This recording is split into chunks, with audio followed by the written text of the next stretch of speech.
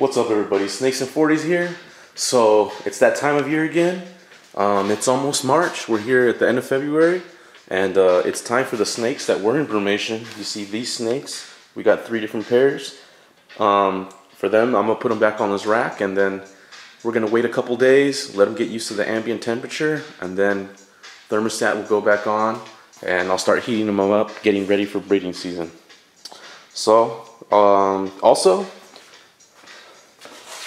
got a little celebratory 40. You know, champagne is usually the type of liquor that you would drink for celebration, but not very big fan of champagne. So instead, got the High Life, the champagne of beers, and of course 40 ounce. You guys know how we do. All right, let's go. Let's get these in. I'll put these in this rack, and I'll show you a couple from my collection. All right, everybody. So as you can see, everybody's back. Respective slots. If you want to see how I heat my rack, I use these heat panels, and you can find these on Bean Farm.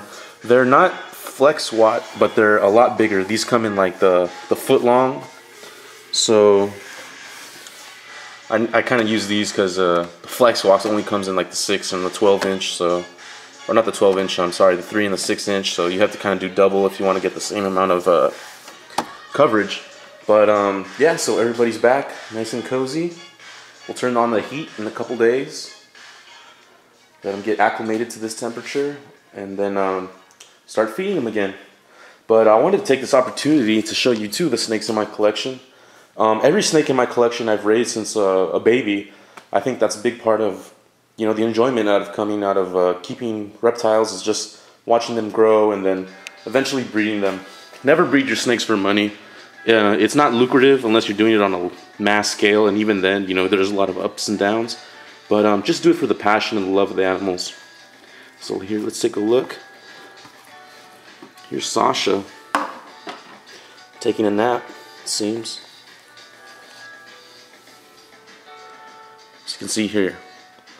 So she is a Mexican black king snake.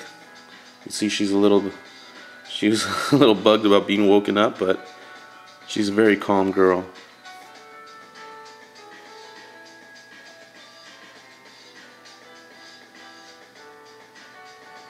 This is an all-black snake. Usually as babies, they tend to have a little white spotting and yellow spotting, but that always fades out. Not always, I've seen some adults with the yellow spotting as well, but usually those are crossbred with other species of king. They also usually have a little white beard. Almost 100% of Mexican blacks have that. They'll have a little white, you can see under their chin, they'll have like little white beards, but as you can see, that always fades out as they mature. So yeah, she's just curious. She's like, oh, woke me up.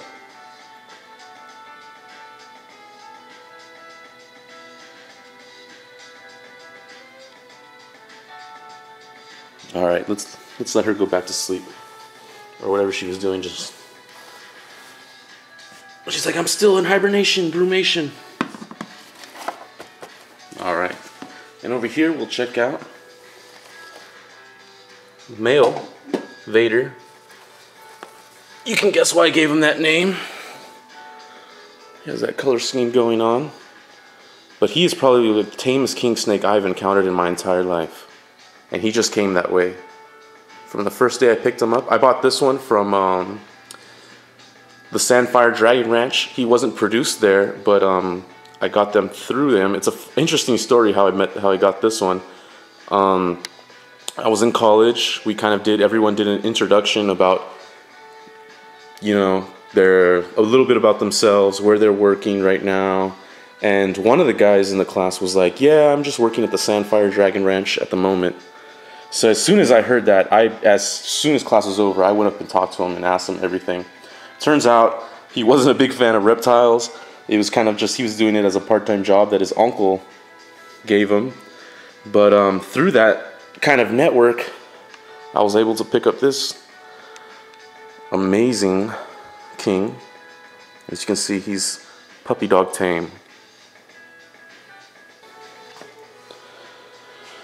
So Mexican blacks have always been one of my favorite, if not my favorite species of king snake. They've always been, I'd say for the past 4 years, they've been my favorite, and I think the only one that's kind of tied with this one has been the Arizona mountain king snake, which has now recently been renamed as the Sonoran mountain king snake because they found it's more common in that locality.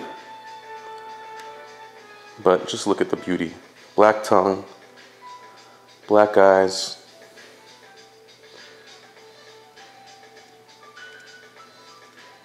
black face, beautiful body. It's a beautiful snake. Alright everybody, I think I'm going to put these last two in the rack, and we'll warm it up in a couple days, and then hopefully I'll come back to you with some breeding videos. Alright everyone, Snakes and 40s, signing out.